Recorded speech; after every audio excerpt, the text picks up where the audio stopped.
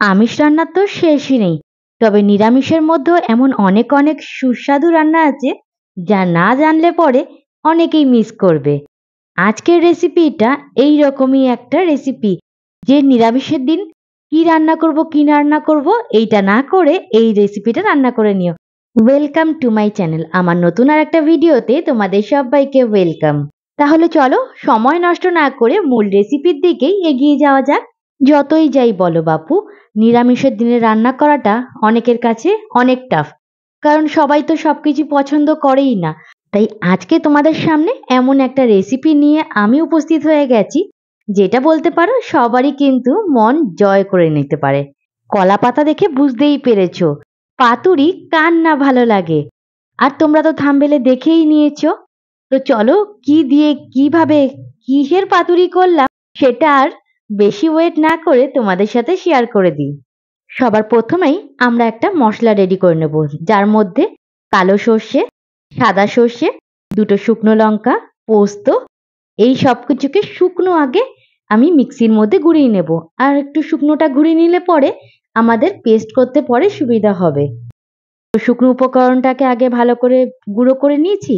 তার মধ্যে আমি দিচ্ছি ধনেপাতা কুচি, কিছু কাঁচা লঙ্কা। ঝালটা তোমরা বুঝে শুনে দেবে, যে যেরকম ঝাল খাবে সেই রকমই দেবে। তার মধ্যে দিয়েছি লবণ, হলুদ, আর দিয়েছি সামান্য একটু জল।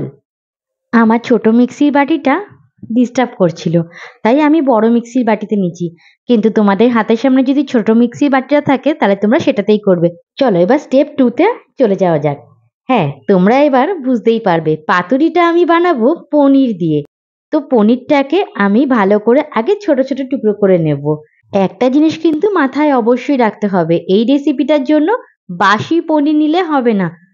চেষ্টা করবে একটু টাটকা টাইপের পনিরটাকেই ব্যবহার করতে, তাতে কিন্তু এর গুণাগুণ আর স্বাদটা দুটোই বজায় থাকবে।